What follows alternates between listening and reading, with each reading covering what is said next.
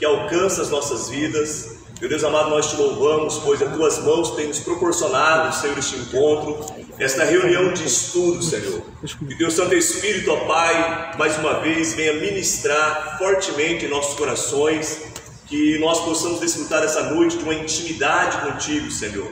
Nós não queremos apenas conhecimento, mas nós queremos intimidade, queremos comunhão com o céu, queremos comunhão com o Espírito Santo. Por isso eu clamo a Ti neste momento, ó Pai. O Senhor venha abençoar cada aluno, a cada aluna que está aqui presente, aqueles que estão a caminho e aqueles que não podem estar aqui neste momento, que de igual modo o Senhor possa abençoar, que o Senhor possa visitar, Senhor. Pai, continua com tuas mãos estendidas, abençoando, Senhor, esse propósito, abençoando esse seminário teológico, é o que eu te peço, ó Pai, em nome de Jesus. Amém.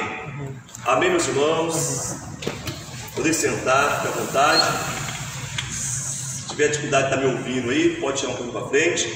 Hoje eu não vou usar aqui o painel, e aí a gente vai mudando, né? Quem sabe numa próxima aula presencial, apesar que vai ser o irmão William, vai estar ministrando a última aula presencial. Na próxima segunda-feira, o nosso encontro online, pelo Google Meet, e na última aula que é presencial, vai ser o pastor William, que dirige uma das nossas congregações. Mas aí, uma aula posterior, nós podemos usar aqui também a tela, passar aí no slide, usar aqui também o quadro que nós estamos usando em cada aula, e assim vamos fazendo. Se os irmãos tiverem alguma ideia também, alguma sugestão para melhoria, a gente tenta fazer com bastante carinho, mas claro que sempre tem algo para melhorar, né? Melhorar para a glória de Deus. Meus irmãos, nós estamos dando continuidade, hoje é o nosso segundo encontro desse livro. Eu creio que a maioria de vocês já pegaram o livro já, e tiveram condições de ler, de estudar, fazer as suas marcações. Então hoje nós vamos estar falando sobre a unidade 2 deste livro que nós estamos estudando este mês, Epístolas Paulinas, né? É o tema maior. Nós estamos aqui conhecendo e lembrando um pouco mais sobre as cartas do apóstolo Paulo. Se você for comigo ali no sumário, na página 5, você vai ver que nós vamos falar hoje sobre 4 cartas que o apóstolo Paulo escreveu em um momento bem específico da vida dele. Então nós vamos falar hoje sobre a vida da igreja e então os desdobramentos aqui dessa unidade, que é Efésios, o propósito eterno de Deus, Filipenses, a alegria cristã, Colossenses, a firmeza da fé em Cristo e por último, Filemão, o perdão eficaz. Então essa unidade 2, ela é uma unidade um pouco mais resumida. Nós temos apenas 4 capítulos, diferentemente da unidade 1 e das demais unidades. A unidade 3 também e a última unidade, a unidade 4, ela está dividida em 5 capítulos. Essa é um pouco mais resumida e nós entendemos aqui qual foi o propósito do escritor, que é reunir no mesmo bojo, no mesmo estudo, as cartas do apóstolo Paulo, que ele escreveu num momento específico da vida dele, do ministério dele. Então nós vamos lá na página 57 do nosso livro. Os irmãos têm a liberdade de poder estar conversando comigo, estar interagindo, falando, e assim nós vamos fazer esse primeiro momento, tá? Depois nós fazemos aqui uma pausa. Vou pegar aqui o reloginho para deixar marcando aqui. Você vai aqui, por favor? Aí eu vou me organizando aqui na questão do tempo para a gente fazer uma pausa para você descansar um pouquinho também. Nós temos ali um cafezinho para despertar um pouco do sono. Eu sei que os irmãos, o fato de chegar aqui já é uma vitória muito grande, né? Uma vitória muito grande, porque os irmãos trabalham, as irmãs têm os seus afazeres e reservam esse momento aqui para aprender da palavra de Deus, colocando Deus como prioridade na tua vida. Então a gente sabe que não é fácil devido às nossas atividades do dia a dia. Mas eu louvo a Deus pela persistência e perseverança dos irmãos, de poder estar aqui reunido neste grupo de estudo bíblico. Meus irmãos, então, olha só na página 57, ele vai trazer para nós aqui já uma observação. Essas 4 cartas que nós vamos estar visitando, Efésios, Filipenses, Colossenses e Filemão, essas cartas elas foram escritas quando o apóstolo Paulo ele estava preso em Roma. Então, o apóstolo Paulo ele ficou, depois das suas viagens missionárias, depois da terceira viagem missionária, o apóstolo Paulo, quando nós olhamos para a palavra de Deus, nós vamos entender que ele ficou 2 anos preso em Cesareia e depois ele vai ser transferido para Roma. E em Roma, o apóstolo Paulo ele vai ficar preso numa espécie de uma prisão domiciliar. Não é aquela prisão domiciliar como de hoje, mas o apóstolo Paulo ele ficou numa casa alugada, e nessa casa ele ficou custodiado por Roma. Roma então estava ali sob a custódia de Paulo. Paulo estava preso neste momento, mas ele, nesse primeiro momento, nessa prisão, ele pôde ter algumas visitas. Algumas pessoas estiveram com o apóstolo Paulo. Dentro desse contexto, dessa prisão em Roma, Paulo ele vai então escrever cartas de orientação, né, para as igrejas e para um amigo dele, que é Filemão. Então nós temos aqui na página 57, Efésios, Filipenses, Colossenses, Filemão também são denominadas como epístolas de prisão, ou cartas da prisão. Nesse contexto de prisão que eu estou falando para vocês, é a prisão de Paulo em Roma, enquanto ele estava ali preso por fazer a obra de Deus. É importante, meus irmãos, a gente entender que nesse momento da prisão do apóstolo Paulo, ele já tinha fundado as igrejas, algumas igrejas já existiam nesse momento, e o apóstolo Paulo, ele chama atenção devido a esse posicionamento dele, a sua preocupação com as igrejas que já estavam fundadas, as igrejas que já estavam pré-estabelecidas. Então as igrejas já existiam, as igrejas locais. O apóstolo Paulo, mesmo debaixo de um sofrimento, mesmo limitado, mesmo preso, ele está preocupado e ele vai então assessorar, ele vai voltar o seu pensamento, a sua preocupação com os irmãos. Então, uma vez que Paulo ele está numa prisão domiciliar, ele recebe notícia das igrejas e ele vai interagir com essas igrejas através das cartas. Então nós vamos ter aqui amigo do apóstolo Paulo, alguns amigos ali fazendo visita e alguns ali acompanhando e se fazendo praticamente presos juntamente com Paulo para poder estar dando suporte para ele nesse momento tão difícil. Em aulas passadas nós aprendemos aqui sobre um termo, né, que é o deísmo. O que era o deísmo? O deísmo seria aquele pensamento errado, e um pensamento totalmente equivocado, de um Deus que não se importa, de um Deus que deu corda ali no mundo e virou as costas e deixou o mundo ao seu bel prazer, né, deixou o mundo à deriva. Esse pensamento é um pensamento errado, porque nós sabemos que Deus ele interage, que Deus assiste, que Deus se importa. Ele é o Emmanuel, Deus conosco. Partindo desse pensamento, o que nós entendemos aqui? Que Paulo ele não é um camarada ausente da igreja, né? Assim, então ele está imitando Deus. Deus é o Deus que interage, é o Deus que importa, é o Deus que assiste, é o Deus que se envolve com o rebanho. Ele é o nosso sumo pastor. Dessa forma, uma vez que Paulo ele disse que ele é imitador de Cristo, em outras palavras, ele é imitador de Deus, ele se importa com a igreja. Porque assim, ele poderia muito bem falar, mas a igreja já está fundada, a igreja já foi criada, já está estabelecida em Colosso, já está estabelecida lá na Ásia Menor, então eu não preciso mais me preocupar. Não, esse não é o pensamento de Paulo. Paulo é aquele camarada que mesmo no momento da sua angústia, no momento do seu sofrimento, no momento da prisão, ele ainda se preocupa com a saúde espiritual da igreja. É por isso que nós estamos vendo aqui, vamos ver aqui as cartas escritas neste momento, e depois na próxima aula vamos ver também as cartas pastorais, que é orientação do apóstolo Paulo aos jovens pastores. Então, o que nós aprendemos aqui já nesse momento introdutório? Que Paulo é aquele que ama a obra de Deus, é aquele que se envolve com a obra de Deus e que ele se preocupa com a saúde espiritual da igreja. Então é um camarada que ele assim não é ausente, não é que já fiz a minha parte, agora eu não preciso mais me preocupar. Sempre ele está preocupado e ele traz a orientação para a igreja. Então vamos lá. Feito isso, nós já começamos aqui a nos inteirar. Na página 59 nós temos aqui Efésios, o propósito dos eternos de Deus. Vamos ver aqui algumas características então dessa carta. Olha quando que ela foi escrita. Claro que não é preciso, né? É mais ou menos nessa data, 62 depois de Cristo.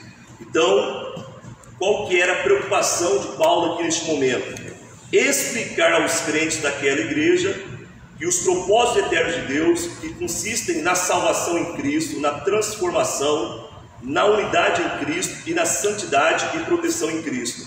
Então nós percebemos aqui que ele vai escrever com um propósito, ele vai escrever com um objetivo de explicar, de trazer uma orientação para os crentes dessa cidade de Éfeso. Então praticamente nessa data aí. Nessa cidade de Éfeso, nós vamos ver aqui, meus irmãos, que tem uma característica, porque ela era uma cidade um tanto idólatra. Éfeso é uma cidade que foi evangelizada, que o evangelho chegou ali, né, com poder e trouxe transformação na vida das pessoas. Mas era uma cidade conhecida principalmente pelo templo da deusa pagã, a deusa Diana. E é importante você grifar isso, guardar essa informação. Então nós temos a igreja em Éfeso, que tem essa deusa Diana, que ali o templo, ele era um templo que atraía pessoas para essa cidade de Éfeso. Era como se fosse um turismo religioso. As pessoas conheciam essa cidade era afamada devido a esse templo, que era, segundo os estudiosos, historiadores, era praticamente um palácio esse templo. Era um templo gigantesco, cheio de pompa, e que movimentava o comércio local. Então nós tinha ali pessoas que eles viviam em prol deste templo, as sacerdotisas, tinha os mercadores, os homens que faziam ali objetos voltados para esse templo, para a deusa Diana. Então nós temos Paulo trabalhando dentro desse contexto ali na Ásia Menor, cidade de Éfeso. Então ele vai escrever nesse aspecto. Na página 60 aqui, ele traz para nós aqui o propósito da salvação em Cristo. Então ele vai começar, se você puder deixar a tua Bíblia aberta, nessa carta que nós estamos estudando agora, Efésios capítulo 1, aí nós vamos ver aqui algumas características dessa carta. Efésios capítulo 1, olha como que ele começa. Paulo, apóstolo de Jesus Cristo, pela vontade de Deus, aos santos que estão em Éfeso e fiéis em Cristo Jesus, a vós graça e paz da parte de Deus, nosso Pai, e do nosso Senhor Jesus Cristo. Então ele começa se apresentando, e ele vai se apresentar como apóstolo do Senhor Jesus pela vontade de Deus. Pela vontade de Deus. Foi pela vontade de Deus que ele foi chamado para esse ministério. E ele tinha então consciência disso, que ele não foi eleito pelo homem para fazer um ministério apostólico. Ele foi chamado pelo próprio Deus. Nós vimos aqui como foi a conversão do apóstolo Paulo, o modo que Cristo se apresentou no caminho de Damasco, e quando ele ficou cego, depois ele se converte, e ele vai amadurecer e vai se tornar então agora, ele passa de um religioso para um homem espiritual, um homem que realmente teve um encontro com Deus. E ele vai ser fecundo, ele vai ser frutífero na obra de Deus. Então de perseguidor ele passa agora a ser perseguido, e é por isso que ele está preso agora em Roma. E ele vai escrever então essa carta, ele faz essa apresentação. No capítulo 1, você vê aí do versículo 3 até o versículo 14, é praticamente uma narrativa só. Então se você tiver com a Bíblia aberta, o que nós temos aqui? Nós temos aqui uma sentença muito longa. Se você começar aí no versículo 3 dessa carta de Efésios, capítulo 1, verso 3, olha como começa. Bendito o Deus e Pai do nosso Senhor Jesus Cristo, o qual nos abençoou com todas as bênçãos espirituais nos lugares celestiais em Cristo. Aí ele continua, vai correndo, vai indo até o versículo 14. Olha o versículo 14. O qual é o penhor da nossa herança para a redenção da possessão de Deus, para o louvor da sua glória. Aqui, meus irmãos, nós sabemos que os versículos e os capítulos, nessa época, não existia. Essa divisão é posterior na história da igreja. Nós vamos estudar a história da igreja, nós vamos ver isso. Mas o apóstolo Paulo aqui, inicialmente, ele faz uma sentença só. É como se fosse um pensamento só exposto. Do verso 3 ao versículo 14 é a maior sentença da Bíblia. Sentença no sentido de um pensamento corrido único ali. É como se fosse escrever um único parágrafo. É como ele começasse no versículo 3, bendito Deus e Pai do nosso Senhor Jesus Cristo. Ele está tão inspirado por Deus, tão cheio de Deus, que ele vai então despejando este louvor, nessas bênçãos. Ele na verdade uma adoração, é um momento de glorificação. Então ele começa, uma característica da carta aos Efésios, é essa glorificação de Deus, esse modo de ele adorar a Deus, de modo corrido, do versículo 3 até o versículo 14. Quando nós aprendemos na escola secular a fazer redação, os nossos professores orientam a gente a fazer parágrafos pequenos. Por quê? Aí a gente consegue organizar e expor melhor a ideia. Só as grandes... Pode ficar rejeitado? Pode. Isso. Com licença. O celular eu tive que ter abaixado. Para gravar, eu tive que ter abaixado aí, mas beleza. Aí, meus irmãos, por quê? Somente os grandes escritores, pessoas assim que são preparadas, inspiradas, conseguem fazer uma sentença tão longa como essa. Então nós temos aqui o apóstolo Paulo sendo um homem bem diferenciado no seu pensamento. Ele começa, olha o versículo 6 lá: para louvor e glória da sua graça, pelo qual nos fez agradáveis a si no amado. Então ele começa exaltando, glorificando a Deus de modo assim maravilhoso. Versículo 8: que ele tornou abundante para conosco em toda a sabedoria e prudência, e vírgula, e continua, e vai a sua sentença, e nós vamos ali até o versículo 14, num fôlego só de adoração, de expressão de adoração a Deus. Isso aqui é maravilhoso e é característico do apóstolo Paulo nesta carta. Então, ele vai tratar dentro dessa adoração de alguns termos, ele vai apresentar alguns termos para nós. Nós temos aqui no verso 4, o primeiro termo, eleição. Olha só: como também nos elegeu nele. Então, a eleição em Cristo, ele fala só, olha só, nos elegeu nele antes da fundação do mundo, para que fôssemos santos, irrepreensíveis diante dele em amor. Perceba aí essa palavra nos. Então há uma pluralidade. Paulo está escrevendo para um coletivo, para uma igreja. A igreja estava estabelecida nessa cidade, recebe esta carta, e Paulo está dizendo para o coletivo, para um rebanho em Éfeso, dizendo então: ele nos elegeu em Cristo. E tudo isso, essa eleição, essa preparação, é antes da fundação do mundo. Para que nós fomos eleitos? Para quê? E Paulo ele traz a explicação: para que nós possamos ser santos, irrepreensíveis diante dele em amor. Então ele trabalha essa questão da eleição, e aqui no livro, na página 60, ele apresenta para nós aqui, através deste versículo, entende-se que Deus escolheu um povo para si. Quem é esse povo? A igreja. Esse povo não é Israel.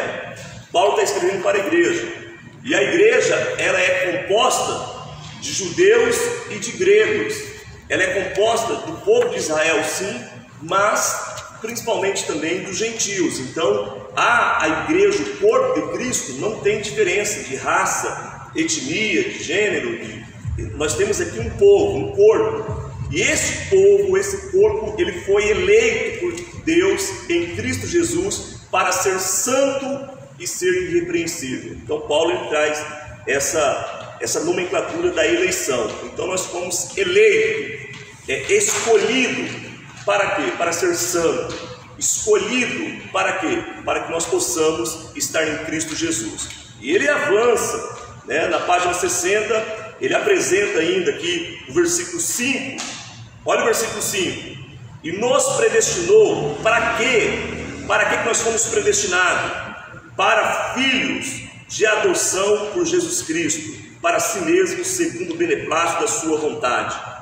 Então, nós temos aqui a predestinação no sentido de uma antecipação de Deus. Foi Deus e não nós, foi Deus na sua graça que nos predestinou, nos escolheu para sermos filhos por adoção. Então o que é adoção? Nós entendemos que o Senhor, né, Ele vem para os seus, mas os seus o rejeitam. E todos aqueles que agora aceitam a Cristo como Salvador, é feito filhos de Deus, filhos de Deus, filhos de adoção. Então ele veio para os seus, mas os seus o rejeitou. E agora nós temos aqui, olha só, em João capítulo 1, João capítulo 1, o verso 11. Eu vou ler o versículo 11, eu gostaria que alguém lesse aí, em alto, bom som, o versículo 12. O Evangelho de João, capítulo 1, verso 11, diz assim: veio para o que era seu e os seus não o receberam. Israel não recebeu Jesus como Senhor. Versículo 12, quem poderia ler? Mas a todos quantos o receberam, deu-lhes o poder de serem feitos filhos de Deus, aos que creem em seu nome. Agora nós passamos, então, o versículo 3: os quais não nasceram do sangue, nem da vontade da carne, nem da vontade do homem, mas de Deus. Nós nascemos como filhos de Deus pela vontade do próprio Deus, passando do estágio de criatura, de um ser criado que estava chafurdado na ignorância, para um momento agora especial em nossas vidas. Nós somos filhos de Deus por adoção. Deus nos escolheu, Ele nos adotou, nos chamou, né, e nos elegeu para que nós possamos ser santos, irrepreensíveis, salvos em Cristo Jesus. Então, a história da igreja, de um povo escolhido, isso daí já é por antecipação. Não é um plano B de Deus, que Israel falhou e agora Deus foi pego de surpresa e ele entra então agora com a igreja. Não, a ideia da igreja, de um corpo, né, unificado em Cristo Jesus, que é a cabeça, um povo eleito, escolhido, predestinado para morar com Deus. Esse povo é projeto de Deus, a igreja é um projeto de Deus. Não foi um homem que se levantou e falou assim: eu vou montar uma igreja de Deus. Quando Jesus disse assim para Pedro, né, que tu és Pedro, e sobre esta pedra, que é ele mesmo falando dele, sobre esta pedra edificarei a minha igreja. Então a igreja, essa igreja é de Cristo, e ela está edificada em Cristo. Essa igreja, ela foi predestinada para ser santa, sem mácula, sem ruga, um povo diferente, Infelizmente, nós estamos vivendo dias em que um povo que se chama igreja, que se chama cristão, ele não faz jus à sua chamada. Deus nos escolheu para ser um povo diferente, um povo que venha ser luz, um povo que venha ser sal, um povo que venha fazer diferença em um mundo de trevas. E o que nós percebemos? Muitas das pessoas que se diz cristão, ao invés de contribuir com o reino de Deus, ele acaba trazendo prejuízo para o reino de Deus, ele acaba trazendo prejuízo para a igreja, através do escândalo, do mau comportamento, do mau testemunho. As pessoas têm que olhar em nós e ver uma diferença, ver uma luz diferente em nós. Isso é ser igreja. Então Ele nos escolheu para isso. E o comentarista então ele vai pensando essas ideias que estão presentes aí nessa carta de Efésios, escrita pelo próprio apóstolo Paulo. Na página 61 do nosso livro, ele vai nos falar sobre redenção e remissão, que é um resgate, né? Então, o Senhor ele pagou um alto preço. O Senhor ele fez aquilo que eu e você não teríamos condições de fazer, que é morrer no Calvário, derramar o teu sangue, e logo nós somos justificados agora perante Deus. Não é que Deus faz vista grossa para os nossos pecados. porque todos nós temos a herança de Adão, que é a natureza pecaminosa. Mas agora, com o sacrifício de Cristo, nós somos justificados pelo poder que há no sangue de Jesus. De modo que quando Deus olha para nós, não vê apenas os nossos pecados, mas existe agora em nós, em nossas vidas, o sangue do seu Filho, o sangue do Senhor Jesus Cristo. E agora nós somos justificados, nós somos remidos. Então esse preço foi pago, não foi pago para Satanás. Tem pessoas equivocadas, pensam assim, que o povo era propriedade de Satanás, e que agora Jesus Cristo veio, pagou e deu sangue, e agora me dá o povo. A gente já até ouviu pregações no passado, nessa linha, nessa esteira, mas é um pensamento, é um caminho errado. Jesus Cristo, ele se entregou de modo voluntário, e o que ele fez é aquilo que eu e você não teríamos condições de fazer. Então, nós somos justificados perante Deus. E o comentarista aqui na página 61, bem aí no meio desse tópico, redenção e remissão, ele diz assim, a verdadeira doutrina da redenção e remissão ensina que Jesus Cristo morreu pela humanidade a fim de resgatá-la da maldição da lei do pecado. Aí ele diz, esse resgate não foi pago a Satanás, como alguns teólogos e pregadores acreditam, mas unicamente a Deus. Deus, ele é justo, e nós pecadores. Não tem como um Deus justo fechar os olhos para o erro. Recentemente você pode fazer uma pesquisa no Google, que teve um filho de um juiz, que ele se envolveu, salvo engano, em um acidente de trânsito. Não sei se teve vítima fatal, mas ele se envolveu. Você pode pesquisar, isso foi recente, foi ventilado na mídia, recente. Eu até estava conversando aqui com o coordenador da escola dominical nossa aqui a respeito disso. E esse juiz, ele absorveu, ele foi muito brando, porque era o seu filho. Então o filho do juiz se envolveu num acidente, num crime, no volante, no crime de trânsito. Não sei se estava embriagado, tem que ler certinho a reportagem lá. Se eu lembrar, eu vou pesquisar e vou mandar no grupo para vocês fazerem esse paralelo. E depois ele foi indagado por que ele fez isso. Por que ele... Aí ele se justificou dizendo que naquele momento ali o seu comportamento foi de pai e não de juiz. É romântico, é bonito. É até bonito quando se fala assim, né? Só que, na verdade, esse não é o comportamento de Deus. Deus, ele é pai, ele é nosso pai. Mas Deus, ele é justo. E justiça não é eu te absorver porque eu fui com a sua cara, porque eu sou bonzinho, porque eu gosto, porque eu te amo. A justiça de Deus, ela tem que ser satisfeita. Ela é satisfeita. E quando que ela é satisfeita? Ela é satisfeita no sangue que foi derramado pelos nossos pecados. Alguém se colocou na nossa frente e foi de modo voluntário, como uma ovelha muda, e não abriu a sua boca, ele se entregou pelos nossos pecados. De tal modo que agora o Deus justo, ao dar a sentença contra o pecado, que nós somos pecadores, há então já um preço que foi pago. É um mistério muito grande, eu não estou aqui querendo desvendar esse mistério, porque a gente acaba, na verdade, trazendo mais confusão se a gente querer esgotar o assunto. Esse assunto não pode ser esgotado. É mais ou menos aquela história que eu sempre repito, né, da minha professora que eu tive ali no João Marco, que uma vez ela foi lá e ela pegou um sapinho vivo, colocou um éter no sapinho, o sapinho desmaiou e ela abriu o sapinho para dar uma aula de biologia. Aí depois teve que jogar o sapinho no lixo, morreu o sapinho. Então, num afã, desejo de trazer uma aula fantástica, houve ali, na verdade, né, um crime ambiental. Depois eu encontrei ela lá em Campo Grande, ela já é aposentada, falou, não fiz isso não, você está doido? Falei, professor, né? Porque naquela época não tinha celular, né? Mas eu lembro, marcou a minha vida, eu fiquei chocado com aquilo. E ela nega de pé junto que não, ela não fez isso. Então, no afã de querer trazer de secar, de explicar, você acaba matando. E quando nós olhamos aqui para todo esse mistério, só traz alegria e um conforto em nossos corações. Nós não sabemos, né, na sua profundidade como que tudo isso se estabeleceu. Mas nós temos um Deus, imagina um Deus juiz, justo, que odeia o pecado, mas ama o pecador. E ele bate a sentença contra o pecado, e agora esse próprio juiz, ele vai se encarnar, é o verbo se fazendo carne, se fazendo homem e assumindo o nosso lugar, dando a sentença e ele mesmo assumindo a sentença, ele mesmo se colocando em nosso lugar. É um grande mistério, é algo fantástico, e é algo que alcança as nossas vidas e nos deixa de boca aberta, e nós podemos usufruir então dessa graça tão maravilhosa. Aí ele começa então a discorrer e vai, né? A gente percebe que essa remissão, ela não é para um grupo seleto.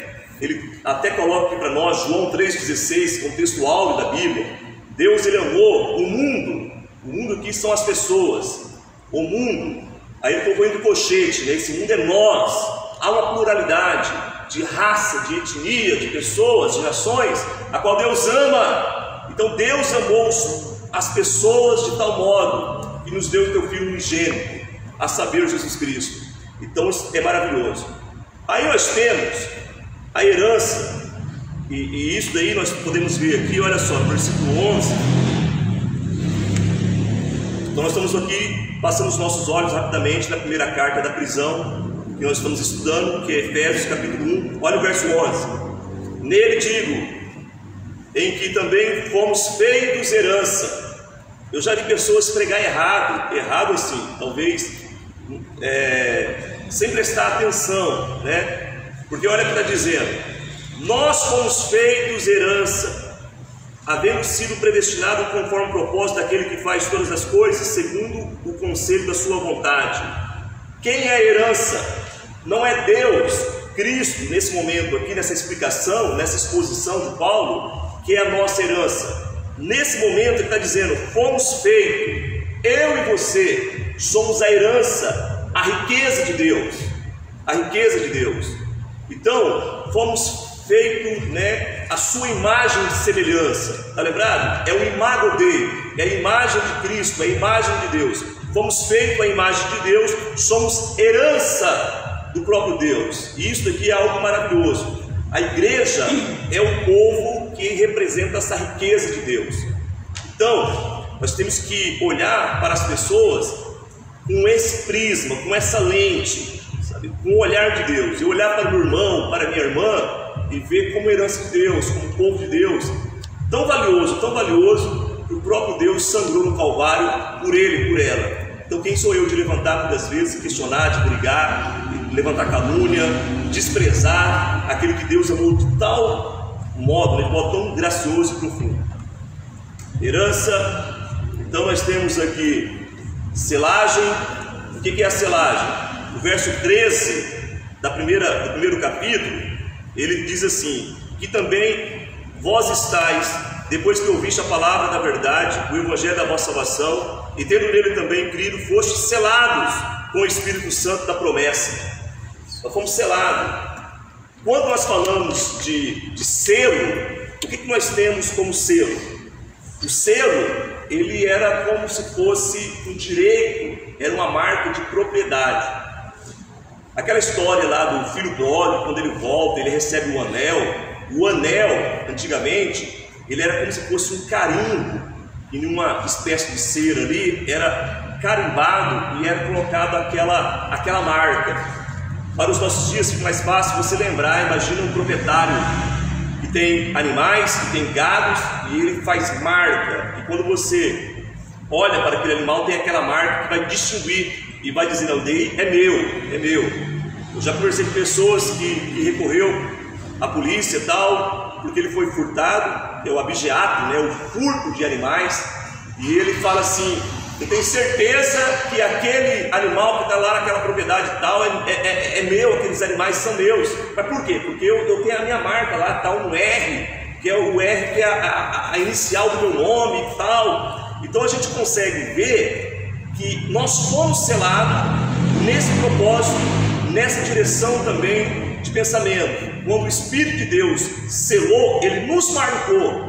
Ou seja, agora você é propriedade peculiar, propriedade exclusiva de Deus. Exclusivo de Deus.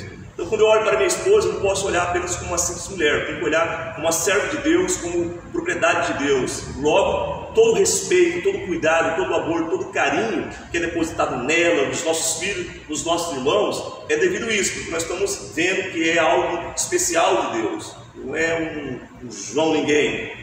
Quando se fala de selo, só para a gente, aí vai falar de algo que é inviolável. Quando você lê em Apocalipse, né, o cordeiro que foi digno de desatar os selos, de abrir o selo, porque o selo ele traz algo que denota, que demonstra algo inviolável. É uma carta que você coloca o selo e que ela não pode ser rompida. Então você, né, vê ali, quando você compra algum produto no mercado, um iogurte, alguma coisa ali, você vê que tem um lacre, que tem um selo, e se ele tiver rompido, alguns produtos está escrito ainda assim: se tiver rompido, não consuma, não compra, porque ele pode ter sido adulterado. Quando nós aceitamos a Cristo como Salvador, o Espírito de Deus, ele traz esse selo em nós, e fomos agora recebemos esse carimbo. Logo, nós somos propriedade de Deus, inviolável, é o jardim de Deus, e nós temos que cuidar então das nossas vidas nesse sentido. Não permitir que as raposas e raposinhas entrem nesse jardim, porque é propriedade exclusiva de Deus. Vamos avançar, porque senão a gente não consegue, né? Na página 62 e 63, a ideia aqui não é esgotar o assunto. Claro que você lê o livro e tal, é apenas a gente passar aqui alguns momentos e desfrutando aqui daquilo que o livro apresenta, mas de modo resumido, é claro, devido ao pouco tempo que nós temos. O propósito da graça transformadora. O que é graça? Graça é o amor de Deus em exercício. Graça é o amor de Deus que alcança as nossas vidas. É um favor que nós não merecemos. É a ação de Deus ao meu encontro que eu não merecia. Então Ele, o próprio Deus, vem ao meu encontro com amor, com os braços abertos, e Ele traz transformação. A graça, ela é transformadora. E Ele apresenta para nós na página 62, no segundo parágrafo.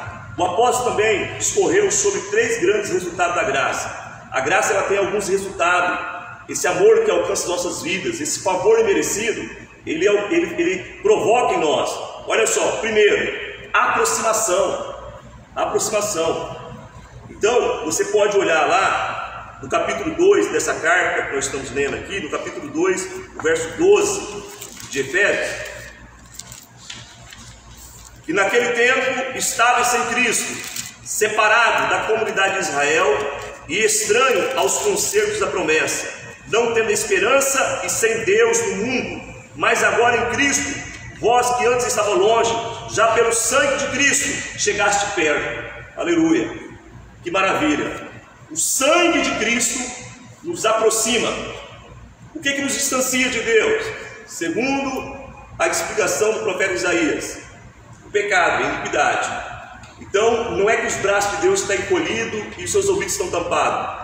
É as nossas iniquidades que nos separam de Deus. Uma vez separado de Deus, o antídoto, o remédio para consertar isso, essa distância, essa ausência de Deus, é o sangue de Jesus. O sangue de Jesus prepara um vivo e verdadeiro caminho. O sangue de Jesus nos leva além do véu, ao lugar de intimidade. O sangue de Jesus, ele vai nos proporcionar aproximação, intimidade com o Senhor Jesus Cristo. O pecado nos afasta, nos distancia. Basta você lembrar de Deus entrando no jardim perguntando aonde que Adão estava. Adão, aonde tu estás? Deus que planta jardim perguntando aonde Adão estava. Claro que essa pergunta não era geográfica, que árvore está escondida que eu não consigo te ver. Não, é consequência do pecado. A primeira consequência é o homem, ele envergonhado, se acovardado, e agora o que fazer, tentando arrumar, consertar com as suas próprias mãos, as suas obras, e pegando folhas e ele se escondendo. E quando Deus pergunta onde tu estás, é porque agora existe uma saudade. Eu estou usando aqui uma linguagem humana para que nós possamos entender isso, mas uma saudade no coração do Pai. Alguma coisa está errada aqui. A iniquidade afastou Adão agora de Deus. Cristo, ele vai nos aproximar. Cristo, ele vai nos trazer de volta. Então você não pode permitir, você aluno, você pode abraçar isso com convicção, disseminar mesmo essa ideia, levar adiante, propagar essa ideia, que se você pecou, se você falhou, se você está se sentindo distante de Deus, existe um caminho, existe uma solução. O sangue de Jesus Cristo nos purifica e nos perdoa, nos faz limpo. Então, às vezes, tem pessoas que pecam, e o que ele faz? Ele acaba querendo correr de Deus, porque Satanás ele coloca isso na mente de Adão e de Eva: corre, porque Deus vai te punir. Aí a gente olha Deus matando um animal, tirando a pele e trazendo um resgate, a proteção. Antes de Deus tirar o casal do Éden, não manda ele nu para... Não, o Senhor ele entra com a providência, entra com a vestimenta. Então a gente percebe que houve ali o derramamento de sangue. O derramamento de sangue traz cobertura para a nossa nudez espiritual. Então agora, nós que somos pecadores, ou você quando peca, faz alguma coisa, não deixe Satanás trabalhar na tua vida, dizer que não tem solução para a tua vida. Há sim solução, porque há poder no sangue de Jesus de aproximação, de a gente se aproximar. É o que Paulo está falando aqui em Efésios, no seu versículo 12. O segundo resultado, a segunda característica da graça de Deus nas nossas vidas é a reconciliação. Olha o verso 15. O verso 15 de Efésios capítulo 2. Na sua carne desfez a inimizade, isto é, a lei dos mandamentos, que consistia em ordenanças, para criar em si mesmo dos dois um novo homem, fazendo a paz, e pela cruz reconciliar ambos com Deus em um só corpo, matando com ela as inimizades.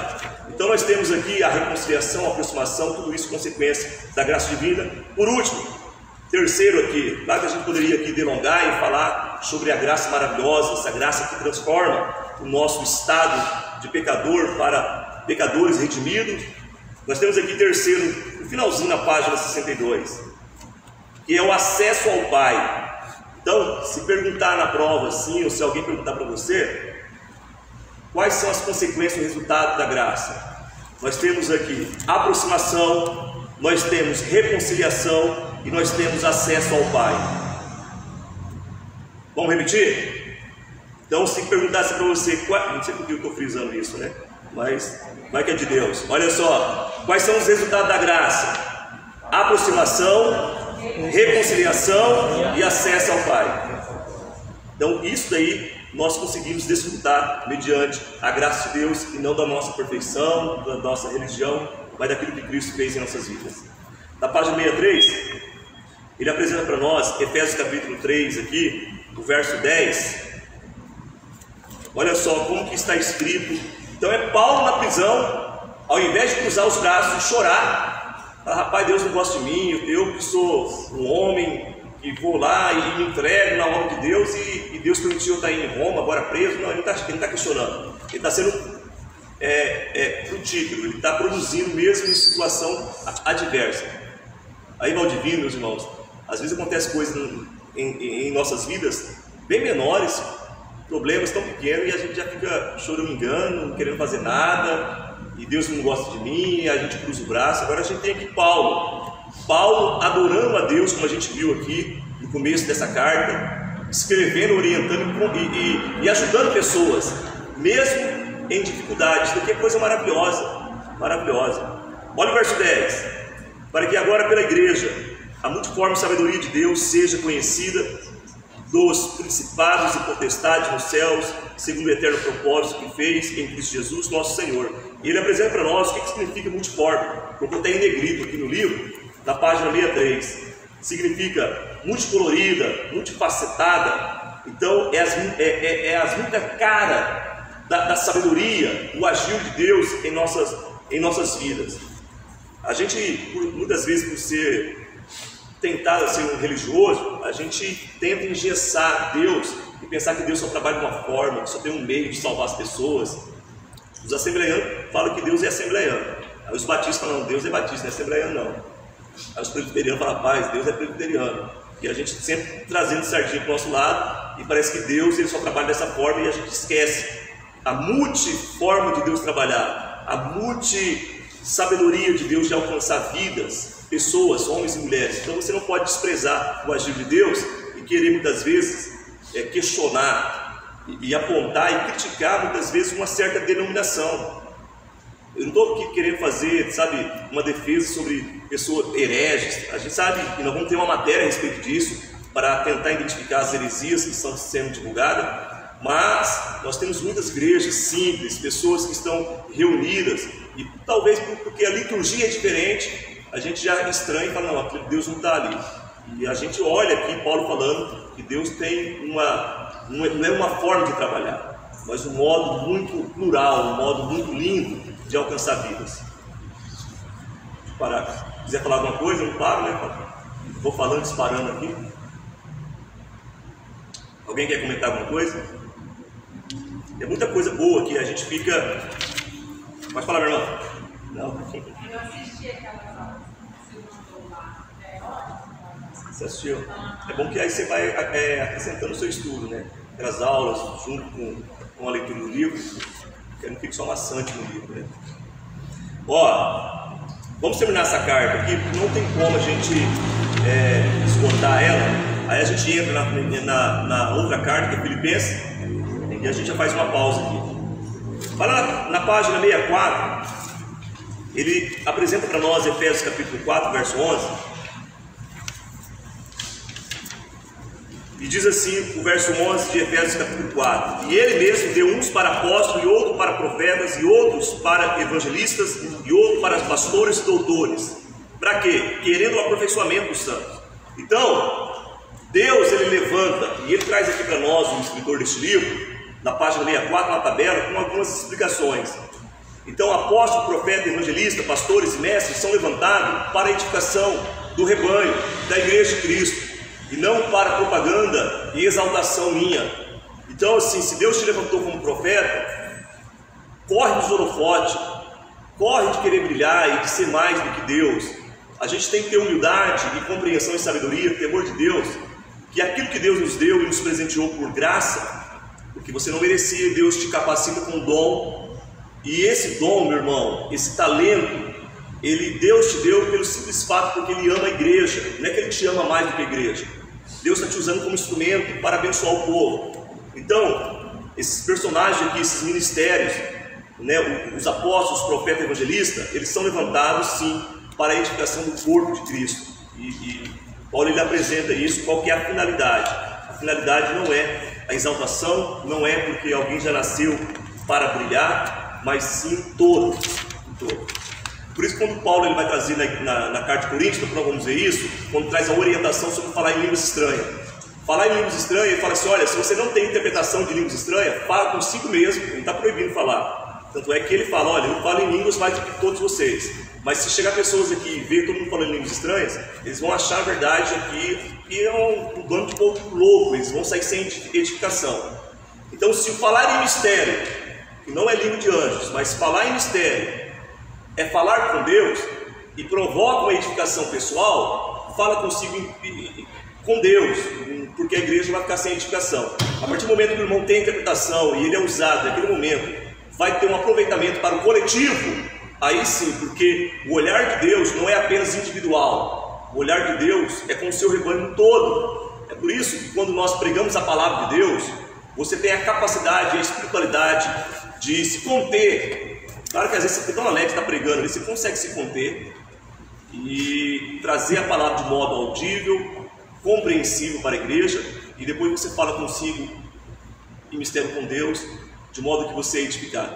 Então, assim, nós temos que entender que o olhar de Deus, quando levanta profetas, pastores, doutores, mestres, é para que haja uma edificação da igreja, que todo mundo venha ganhar com isso, e não apenas um pouco de pessoas, ou um grupo só, ou indivíduos. Por último, capítulo 6, então eu estou fazendo aqui uma visão panorâmica, aquela visão do alto. Hoje estou fazendo hoje e amanhã estou fazendo um curso de drone, bem bacana. Nós estamos ali na exposição fazendo esse curso, aí o professor explicando ali sobre essas imagens panorâmicas que é tirado do alto, que quanto mais alto, mais você vê. Então aí tem uma lei, a professora explicando para nós lá, que ela limita a distância do drone. Ela não pode ser muito alto, porque senão pode avião, né, e pode ter acidente e tal. Mas ela diz assim que tem pessoas que brasileiro dá jeito para tudo, né? Ele pega o drone, ele consegue adulterar o mecanismo do drone para ele subir mais, colocando em risco, né, a aviação e tal, mas ele sobe mais. Qual que é a finalidade? A finalidade é ter uma cobertura maior, uma visão panorâmica. Então, se ele quer demarcar uma terra, tal, quanto mais alto, mais ele vai ver. E aqui é que eu sou meio bobo. O povo vai falando coisa que não tem nada a ver, eu fico pensando nas coisas de Deus em paralelo. Rapaz, tem que dar até uma pregação. E quanto mais você sobe em Deus, quanto mais você busca a presença de Deus, mais Deus te revela. Quanto mais você vai escavando, mais vai saindo, e é algo assim maravilhoso. Como nós não temos tempo, eu estou fazendo uma visão aqui, um voo panorâmico bem de pertinho, né? Mas se você mergulhar mesmo, mais você vai, quanto mais você prega, mais você aprende, quanto mais você ensina, mais você aprende, quanto mais você lê da palavra de Deus, mais você é alimentado, e isso é maravilha, maravilha de Deus, né? Então vamos lá, olha só, página 67, ele termina dizendo aqui no capítulo 6, e apresenta para nós a armadura, muito conhecida. Então ele traz para nós aqui essa proteção que Cristo traz para nós, usando uma linguagem que era conhecida ali pelas pessoas, né, que os soldados usavam. Então ele traz o cinto da verdade, coraça da justiça, calçados, né, da preparação do evangelho, escudo, capacete de salvação, a espada do Espírito. Tudo isso é uma analogia, uma linguagem para que as pessoas pudessem compreender ali o que Paulo estava transmitindo, o que Cristo faz em nossas vidas. Ele traz essa proteção maravilhosa e nos prepara para uma batalha. Então você não foi chamado para ficar de braços cruzados, você foi chamado para uma batalha, para tomar um posicionamento. O cristão está no meio de uma batalha. Ó, capítulo 2, ele vai falar sobre Filipenses. Vamos fazer só a introdução aqui, vamos parar. Ó, carta de Paulo escrito aos Filipenses. Então quando nós falamos assim, meus irmãos, abra comigo, por gentileza, aos Filipenses. Nós estamos falando de uma correspondência que foi escrito ao povo que estava em Filipe, aos Filipenses. Então era mais ou menos escrever uma carta para os 3 lagoenses. Então é um determinado povo que está ali, né? Então nós vamos falar a epístola ou a carta do apóstolo Paulo aos Filipenses, a esse grupo de pessoas que estavam vivendo naquela época. E Deus, na sua multissabedoria, permite que um escrito histórico que vai atender o anseio da necessidade histórica, ela venha servir também para a aplicação de um povo vindouro, de um povo que ainda não existia naquela época, que somos nós. E se Cristo não vir nessa geração, nesse momento, isso aqui que foi escrito aos Filipenses vai se tornar atual também para a nova geração. Só Deus pode fazer isso. Quando você lê um livro bom, talvez você consiga voltar nele ali e ler pela segunda vez, e de repente você já não tem mais ânimo porque esgotou, já não tem mais surpresa. Agora a Bíblia é o livro dos livros, é o livro maior, porque cada vez que você lê, cada momento que você lê, parece que as lentes vão sendo trocadas, e você vai sendo visitado, e você vai sendo renovado, e é algo assim maravilhoso. Então Filipenses foi escrito por volta de 61 depois de Cristo, e uma palavra-chave de Filipenses é alegria. Aí eu pergunto, como que uma pessoa que está presa, cativo, ele fala tanto de alegria, tanto de regozijo? Porque nós entendemos que essa alegria que Paulo ele expõe aqui aos Filipenses não é fruto da circunstância, não é uma alegria, não é uma paz que é movida pela circunstância, é movido por algo no íntimo de Paulo. Então se ele estava ali preso, seus pés presos, ele está ali naquela casa e ele está sendo maltratado, aquilo não afeta a sua alegria. Então é algo assim maravilhoso. Então olha só na página 69, a igreja de Filipos, fundada por Paulo e os seus companheiros, Silas, Timóteo e Lucas. Então nós temos esses companheiros porque nós sabemos que a obra de Deus não é feita de mão, de apenas as mãos de Paulo, é feita de várias mãos. E hoje a obra de Deus, a igreja onde você congrega, ela é feita por várias mãos. Ajuda o teu pastor, o teu líder, ajuda a pessoa que Deus colocou na frente de um trabalho, porque a obra de Deus é feita pelas mãos de Paulo, Timóteo, Silas, Lucas, os seus companheiros. É uma pluralidade de mão fazendo a obra de Deus, o nome de Deus sendo glorificado. Então um planta, o outro rega, né? Mas Deus dá o crescimento, mas é uma pluralidade de pessoas agindo para um bem comum. Pode falar, Vitinho? Então, quando teve a divisão, né, dos apóstolos de Paulo, precisou falar na carta, eu mandei a Paulo. Isso.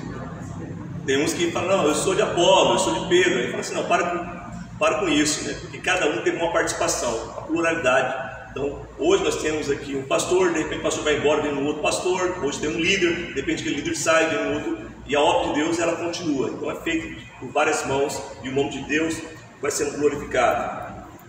Então, ele fala para nós que essa cidade aqui é uma cidade estratégica para a obra missionária, porque ela era situada nas margens uma estrada conhecida como Via Inácia. Se você quiser marcar o ponto estratégico de Filipe, é bacana também você marcar aí na página 69. Então ele vai falar sobre as alegrias que Paulo tem, né, e ele vai mostrando isso para nós. Vamos encerrar aqui, na página 70, nós temos um tópico, comunhão e unidade. Eu queria chamar a atenção para o que está escrito bem em cima aí desse tópico. Olha o que Paulo fala em Filipenses, no capítulo 2. E ainda que seja oferecido por libação sobre o sacrifício, então ele está falando sobre libação sobre o sacrifício, e serviço de vossa fé, folgo e me regozijo com todos vós. Então ele está dizendo assim, ainda que eu seja oferecido como libação. Aí se você quiser puxar aí e fazer um destaque, é uma oferta de derramamento, é uma oferta líquida, é uma oferta que era derramada sobre um sacrifício. Nós temos algumas referências aí também, que dá para você olhar no Antigo Testamento, em Números, Deuteronômios, que vai mostrar essa oferta de libação. Então é uma oferta sobre o sacrifício. Paulo, ele se via como essa oferta que estava sendo derramada. Então Cristo é o sacrifício, Cristo é o Cordeiro que tira o pecado do mundo, e Paulo, ele se vê como um líquido que está sendo derramado e banho junto com essa oferta, com esse sacrifício. Isso daqui é algo maravilhoso. Vamos parar por aqui, vamos dar uma pausa. Lá no fundo tem um bolinho aí para os irmãos, tá? Os irmãos ficam à vontade.